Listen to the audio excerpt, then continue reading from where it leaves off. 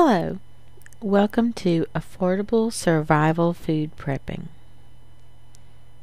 In this video, I'm going to explain how I have used a 5-gallon bucket to hold food supplies for emergency survival situations. First, I purchased a 5-gallon bucket with a lid. I prefer those that have the airtight rubber seal inside the lid. These can be purchased online or at stores like Home Depot. A good bucket and lid cost around $6, so it's worth it. Now that I have my bucket, I go to my kitchen and I find the items that I have there that are shelf stable, and some I divide into zipper storage bags. I normally use gallon or quart freezer bags, simply because they're heavier and they seal much better. I start with items that are heavy and usually in odd-shaped packages, like a box of salt. I purchased the 4-pound boxes from Wholesale Food Clubs, so I'll put 1 box of salt in the bottom of every bucket. I also put at least 1 can of baking powder. It has lots of uses, especially for breads. It and salt are crucial ingredients.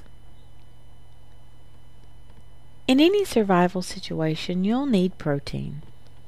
Most people cringe at the thought of sardines, but if it's all you have, they're great. I actually decided to try them, and I really like them, so you might be surprised. I suggest 2 cans. Another great source of protein is dried beef. Now this meat is very salty, so remember this when preparing it. You can soak it in water for a couple of minutes to get out some of the salt. The remaining salt water can also be used to season other foods too. Only soak the beef that you plan to use, because the rest of it will keep for a very long time. Just seal the jar back up. So I always try to put at least 1 large jar into any of the buckets I prepare, and this lasts for several meals. Corned beef is another good choice, for protein that is. There's only one downfall to this meat. In true survival situations, you won't have a refrigerator to preserve any leftover portion, so it must be eaten soon. But it's still a great option, so 1 can is definitely a good idea. Dried beans are one of the ultimate survival foods. I put in a gallon bag filled full, at least 1 bag in with the foods. They're important because they not only have protein but fiber too. Rice is another item that I will put into gallon bags. 1 or 2 bags and you have enough to last for a very long time. This can be eaten for any meal and is very filling, making it too one of the best survival foods.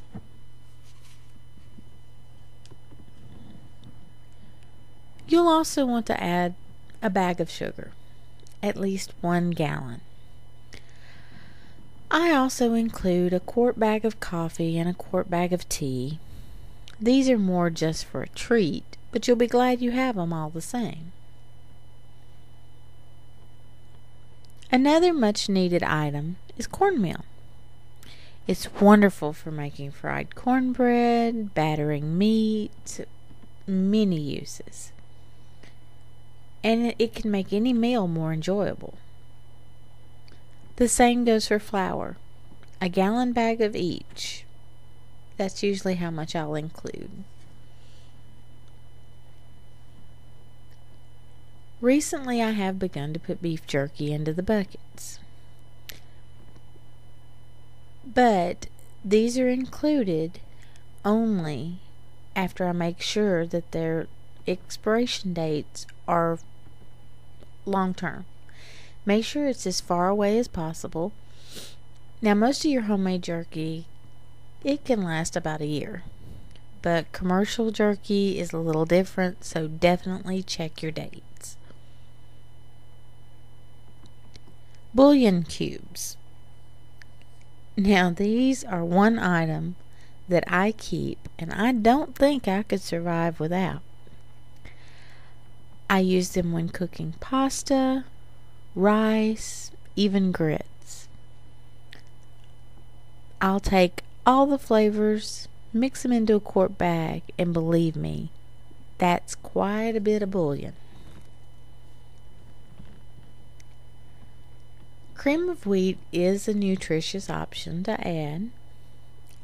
I'm not a big fan, so I usually only put about a quart bag, but if you like them, you can always add more.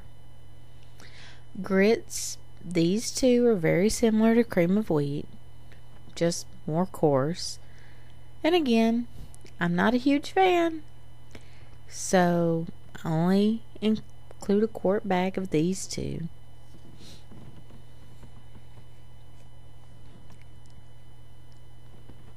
Oats, wonderful addition, as they're very filling and very nutritious. They can be added to breads also. If you prefer, you can use the instant oatmeal, since some of these do come pre-sweetened and with assorted flavors. When you buy oats, there are 3 types that you may find. Crushed, which is more like oat flour. It's very fine, especially compared to steel cut, which is more coarse, as the grain is cut, making it look like small little nugget pieces.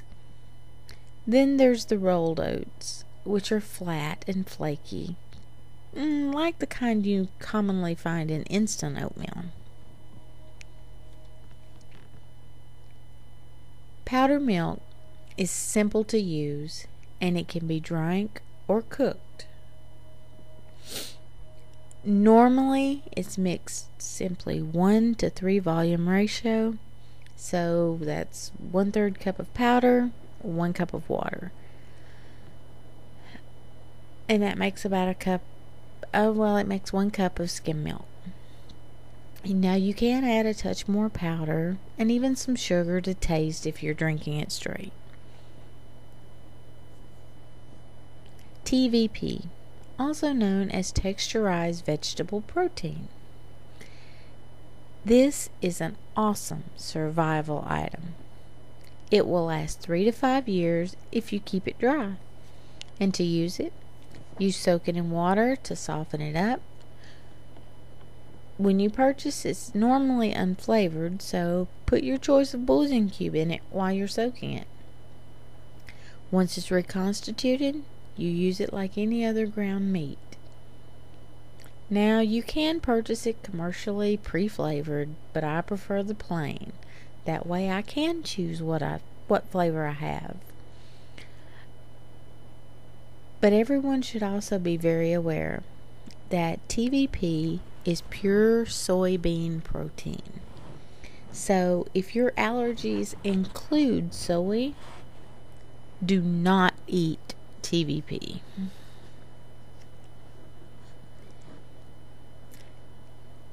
Dried or dehydrated vegetables are one of my newest addictions. I use them in lots of things: salads, omelets, soups, and more. They're great. You just soak them in water, let them reconstitute, and then they're ready to add to anything.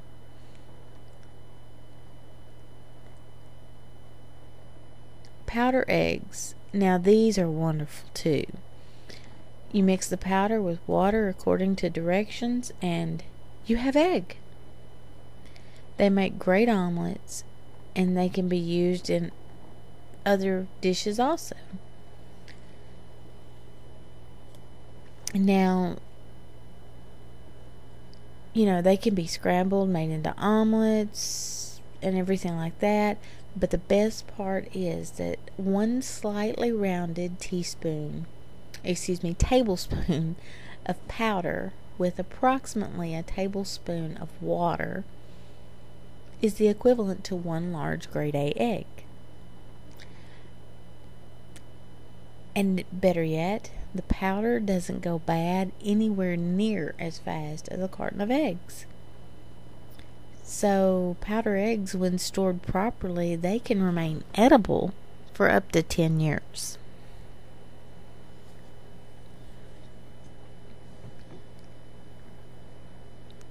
Another wonderful addition is also powdered cheese. It has lots of uses and is very nutritional. You can add it to most anything: rice, pasta, eggs, you name it. And it's one item that you will definitely be happy you have. Instant mashed potatoes are another delicious item to have. They can be added with most any meal, fried into cakes, or just eaten as a snack. They too are very filling, so a little can go a long way. I usually put a gallon bag of these into the buckets too. Now, some of the individual packets will work too. Now, potato flakes, powdered milk, and powdered eggs. These are the triple crown of survival foods. They provide you with sufficient dairy, protein, and starches to survive solely upon them, or they can supplement a broader diet, such as vegetables or meats. These should always be considered the core of any survival food pack.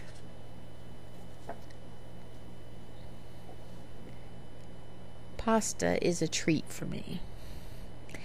It has so many ways it can be used. It can be eaten warm or cold. Add a bouillon cube while you're cooking it. Have soup. Drain it, top it with meat and or cheese. Like I said, the options are limitless. I like the multicolored vegetable pasta, but there's dozens of different sizes and styles, so choose a favorite or mix them. Pasta is not only filling, but it's a great source of carbohydrates. I usually include 2-gallon bags of pasta into every bucket.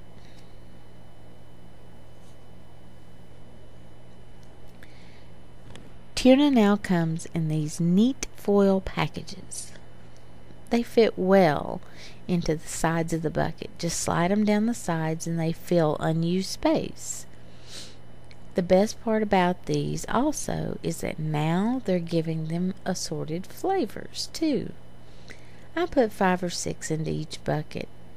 Try to be sure that 3 of them are flavored. That way I have a variety. Now, packs of soup mix are something often overlooked. But if you need a quick food, just add water and bring to a boil. If you have bread or pasta from an earlier meal, then that's even better. There's lots out there that you don't have to add anything to but water. So be careful. There are some that also say add vegetables or meats or what have you, and I avoid these. Now, with every 5-gallon bucket, you will likely find a need for cooking oil. From frying, making gravy, or many other possible reasons.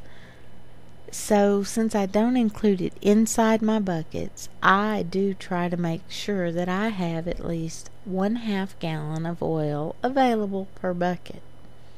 Again, this is an item that most of us already have, but we don't really consider it or its importance, or even thinking of buying it in bulk.